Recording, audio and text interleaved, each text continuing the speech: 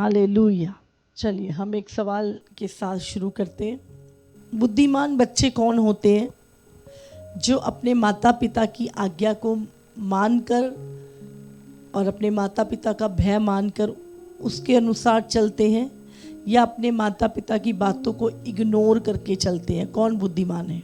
तो एक बच्चा जो उस टीचर को बात को उसके जो समझा रहा है उसको ध्यान से समझ रहा है, और दूसरा बच्चा उसकी इग्नोर कर रहा है और उसका ध्यान कहीं और है। और कब क्लास ख़त्म हो, कब ये टीचर जाए, कब मैं अपना बाहर घूमूं, मैसेज करूं ये। तो कौन आने वाले टाइम में कौन व्यक्ति उसका नुकसान भुगतेगा? जो उसने अपनी लाइफ में किया है उसका नुकसान किसको होगा? बोले किसको होगा? उस टीचर को, उस माता पिता को, या उस बच्चे को? बच्चे को, जिसने उसकी बातों को, टीचर की बातों को इग्नोर किया रोशन, और अपने माता पिता की बातों को इग्नोर किया और अपनी मनमर्जी की। समझ रहे? तो नुकसान किसको होगा? बच्चे को। इसी रीति से जब हम परमेश्वर के अगुवे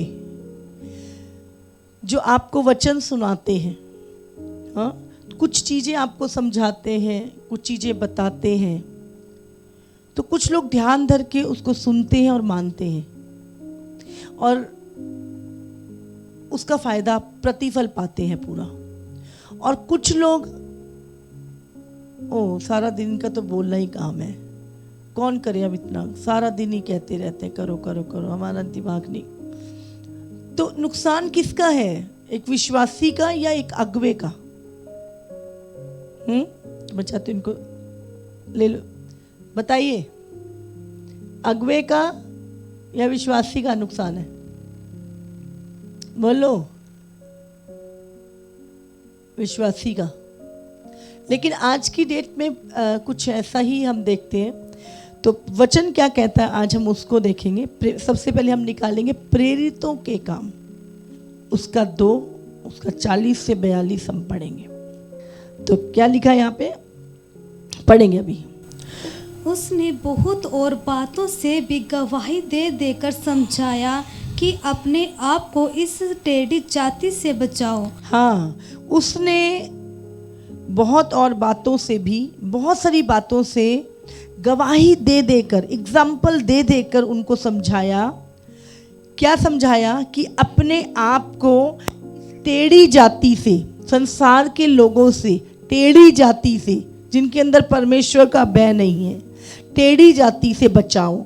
और अतः जिन्होंने उसका वचन ग्रहण किया उन्होंने बपतिस्मा लिया, और जिनका बपतिस्मा हो चुका है, प्रभु क्या कहता है? अपने आप को संसारिक जाति से, टेढ़ी जाति से बचाओ।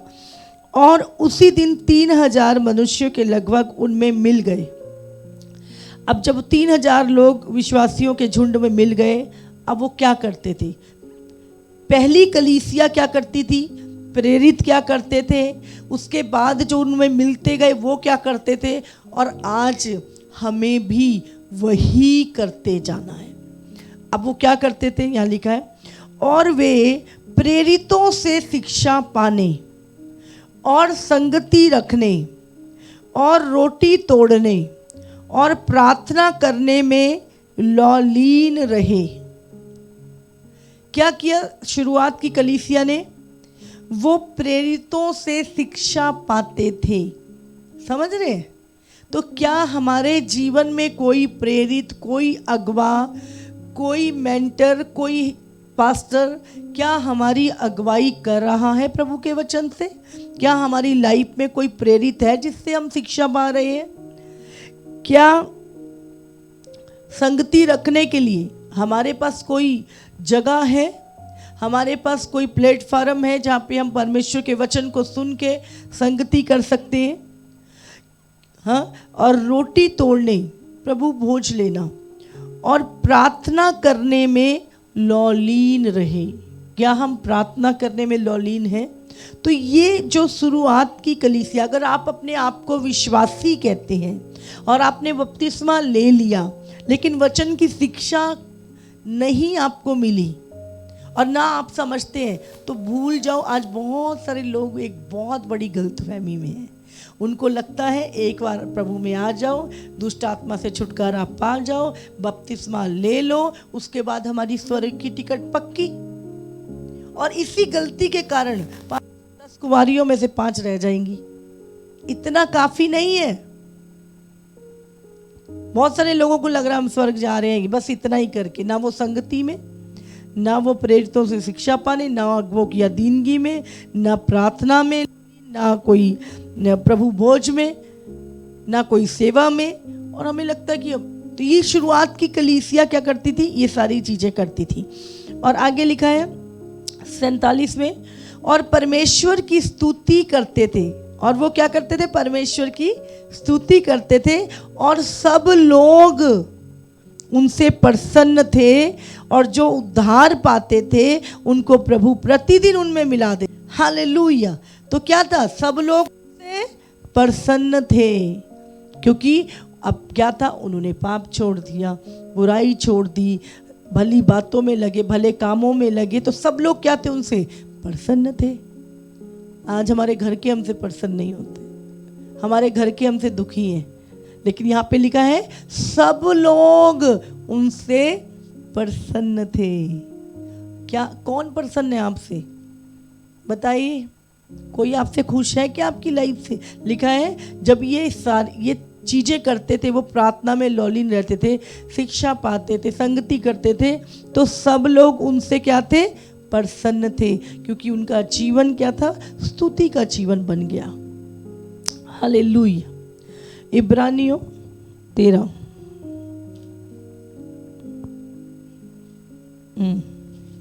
और स्वर्गदूतों में से 13 का 7 और 13 लिखा है, जो तुम्हारे अगुवे थे और जिन्होंने तुम्हें परमेश्वर का वचन सुनाया है। आप पढ़ो। अपने अगुवों की आज्ञा मानो और उनके अधीन रहो, क्योंकि वे उनके समान तुम्हारे प्राणों के लिए जागते रहते हैं, जिन्हें लेखा देना पड़ेगा। वे ये काम आनंद से करें, ना कि ठंडी सांस ले लेकर, क्योंकि इस दिशा में तुम्हें कुछ लाभ नहीं। तो यहाँ क्या लिखा है, अपने अगुवों की आज्ञा मानो और उनके अधीन रहो। क्यों? वो तुम्हारे लिए दिन रात प्रार्थनाएं करते हैं, हाँ, तुम्हारी सारा दिन सलामती मांगते हैं, तुम्हारे लिए दुआएं करते हैं कि कोई विपत्ति तुम पे ना आए, तुम कोई शैतान तुम्हारे जीवन में काम ना करे, तुम्हारा एक्सीडेंट ना हो, तुम सुरक्षित रहो। रोज तुम्हें यीशु के लहू में छुपाते हैं, तुम्हारी आत्मिक जीवन के लिए प्रार्थना करते हैं। और वो क्या चाहते हैं कि तुम अपनी दौड़ को पूरा करो, तुम्हारा विश्वास डगमगाए ना, है ना, तुम संगति में बढ़ो, परमेश्वर की आज्ञाकारिता में बढ़ो। वो दिन रात तुम्हारे लिए दुआएं करते हैं। समझ रहे क्यों? इसीलिए प्रभु क्या कह रहे, प्रभु ने खुद लिखा, अपने अगुवों की आज्ञा मानो और उनके अधीन रहो। अगर आप आज्ञा नहीं मान रहे, हम पढ़ेंगे थोड़ी देर, यहाँ पे 7 में भी लिखा है, जो तुम्हारे अगुवे थे और जिन्होंने तुम्हें परमेश्वर का वचन सुनाया है, उन्हें याद रखो और ध्यान से उनके चाल चलन का अंत देखकर उनके विश्वास का अनुकरण करो। जैसे वो विश्वास से चल रहे हैं, वो आंधी तूफानों के बीच में खड़े हैं, है ना, जैसे उनका अनुकरण करो, उनको देखो वो कैसी चाल चलते हैं। यीशु मसीह कल, आज और युगानुग एक सा है। नाना प्रकार के विचित्र उपदेशों से भरमाए ना जाओ, क्योंकि मन का अनुग्रह से दृढ़ रहना भला है। हालेलुया। तो यहाँ पर क्या लिखा है, बहुत सारे उपदेशों से भरमाए ना जाओ। क्यों परमेश्वर ये चीज़ें लिख रहा है इस समय, है ना? हम देखते हैं प्रेरितों के काम, क्यों हमें अगुवों के अधीन रहना है, क्यों उनकी आज्ञा माननी है, क्यों पढ़ेंगे अभी। प्रेरितों के काम 20 उसका 28। इसलिए अपनी और अपने झुंड की चौकसी करो, जिसमें पवित्र आत्मा ने तुम्हें अध्यक्ष ठहराया है, कि तुम परमेश्वर की कलीसिया की रखवाली करो, जिसे उसने अपने लहू से मोल लिया है।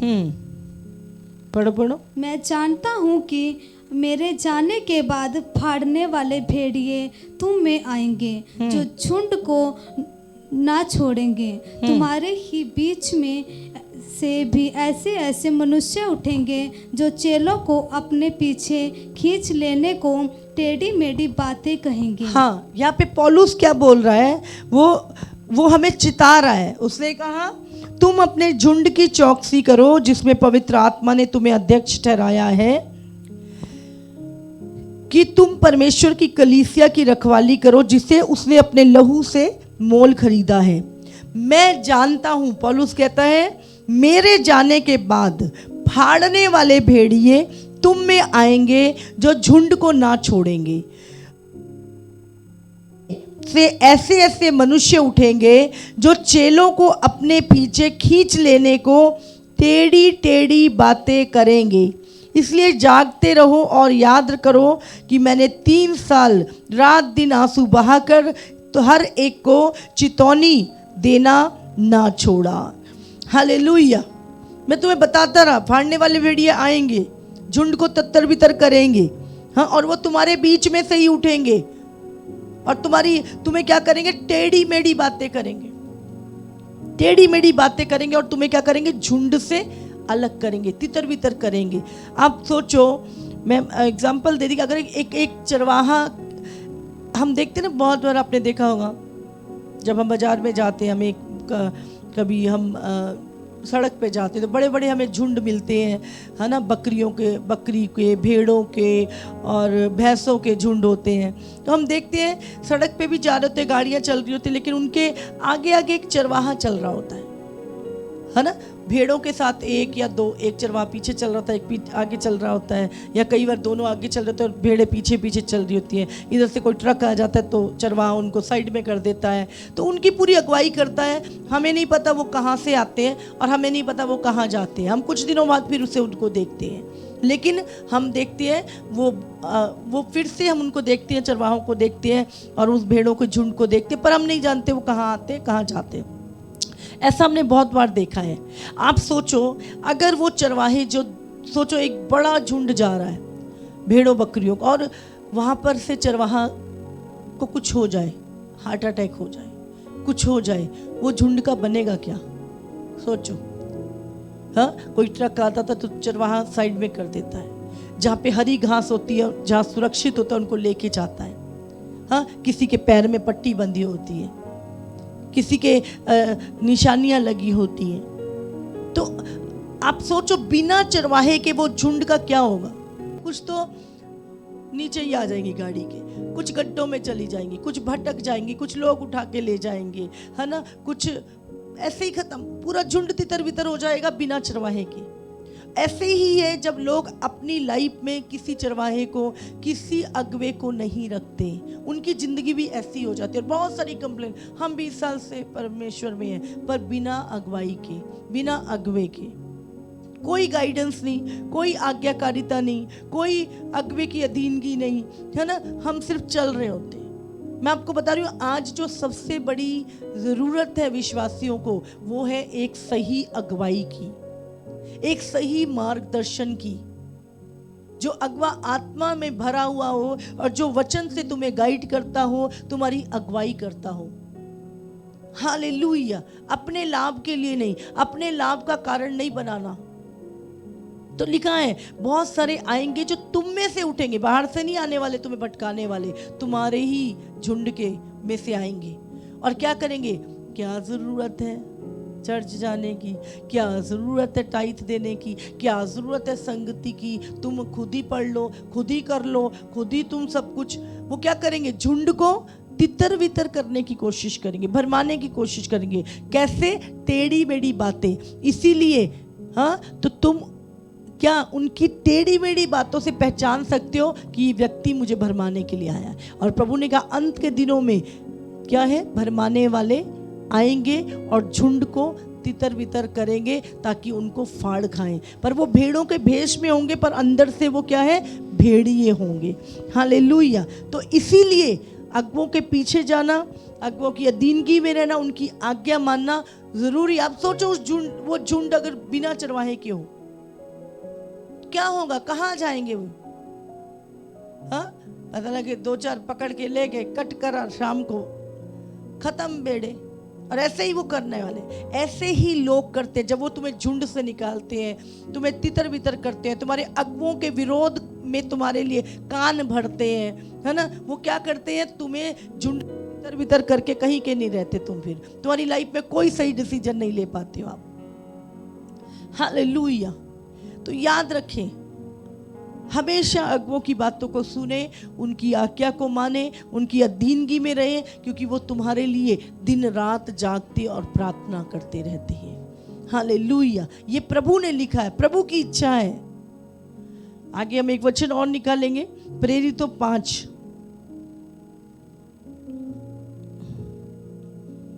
उसका 1 से पढ़ो जल्दी से। हनन्याह नामक एक मनुष्य और उसकी पत्नी सफीरा ने कुछ भी भूमि बेची और यहाँ पे हम देखते हैं हनन्याह और सफीरा नाम के एक हस्बैंड वाइफ है, और उन्होंने कहा कि प्रभु हमारे पास एक प्लॉट है और हम चाहते हैं पास्टर जी ये बिक जाए, जो भी पैसा आएगा हम चर्च में दे देंगे। और जब उनका प्लॉट बिका तो अच्छे रेट में बिक गया, क्योंकि प्रार्थना करी थी। अब मन में लालच आ गया, अरे हमने तो इतना सोचा था पर ये ज़्यादा में बिक गया, अब ये सब देना पड़ेगा। तो उनके मन में लालच आ गया और उन्होंने कुछ हिस्सा रख, बाकी का वो पतरस के पास ले आए और कहने लगे, अपना वो भाग लाकर प्रेरितों के पांव में रख दिया। पतरस ने कहा, हे हनन्याह, शैतान ने तेरे मन में ये बात क्यों डाली कि तू पवित्र आत्मा से झूठ बोले और भूमि के दाम में से कुछ रख छोड़े? जब वो तेरे पास थी क्या तेरी ना थी, और जब बिक गई तो तेरे वश में ना थी? तूने अपने मन में ये बात क्यों विचारी कि तू मनुष्यों से नहीं परंतु परमेश्वर से झूठ बोला है? ये बातें सुनते ही हनन्याह गिर पड़ा और प्राण छोड़ दिए, और जब सुनने वालों पर बड़ा भय छा गया। हालेलुया। उसके बाद उसकी पत्नी आई, उसने भी झूठ बोला, और उसने कहा, यहाँ पर पतरस ने उससे कहा, 9 में लिखा है, ये क्या बात है कि तुम दोनों ने प्रभु के आत्मा की परीक्षा के लिए एका किया? देख तेरे पति के काटने वाले द्वार पे खड़े हैं और तुझे भी बाहर ले जाएंगे। और वो तुरंत, वो भी क्या है, उसने भी प्राण छोड़ गए। और इस रीति से पति और पत्नी दोनों मर गए एक ही समय पर, और सारी कलीसिया पर इन बातों के सुनने वालों पर भय छा गया। आप समझ रहे हैं? यहाँ पर पतरस कहता है कि किसने तुम्हारे मन में डाला कि तू पवित्र आत्मा से झूठ बोले? पवित्र आत्मा कहाँ था? बोलो। उन अभिषिक्तों के अंदर जो उनको चला रहा था, जो जिनके जिस पवित्र आत्मा की सामर्थ्य से वो मिनिस्ट्री कर रहे, प्रभु के काम कर रहे हैं, वो पवित्र आत्मा जो पतरस के अंदर रहता था, तो किससे झूठ बोले? आज बहुत सारे लोग पास्टर के सामने बैठ के झूठ बोलते, अभिषिक्तों के सामने बैठ के झूठ बोल देते हैं, और उनको पता नहीं होता कि ये हम कर क्या रहे हैं। वो अपना नुकसान करते हैं। इसीलिए हम कहते हैं, कभी अभी आपके पैर में फोड़ा निकला हुआ है और आप डॉक्टर से बोलो, नहीं नहीं कुछ नहीं है, सब ठीक है, तो आपका इलाज हो जाएगा? आप क्या करते हो? डॉक्टर को सब कुछ बताते हो जाके। इसी तरह जब आप अपने अगुओं से मिलते, आप छुपाइए मत, आप झूठ मत बोलिए, आप सच बोले, क्योंकि वो अभिषिक्त किसके हैं? वो यहोवा के अभिषिक्त हैं, वो यहोवा के दास हैं। हाँ, तो यहाँ पे पतरस कहता है, तुमने क्यों झूठ बोला? हालेलुया। और एक वचन है भी, 2 इतिहास उसका 36 का 16 पढ़ेंगे, हम खत्म करेंगे बस एक वचन लेके।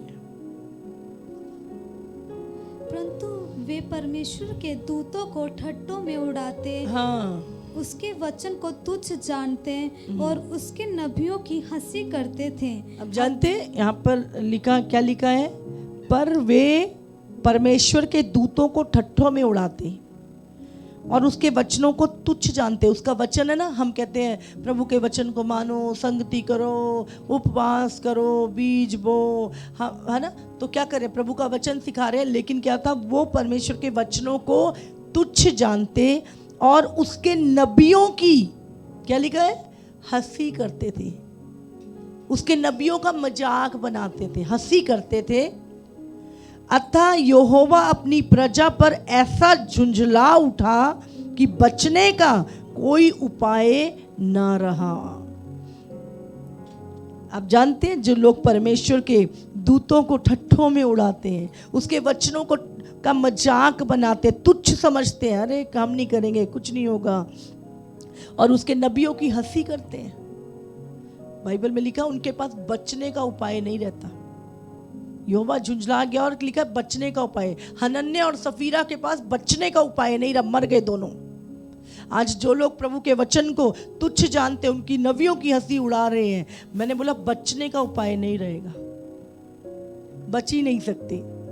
जब नूह का मजाक बनाया, हाँ बचे लोग, सब मर गए।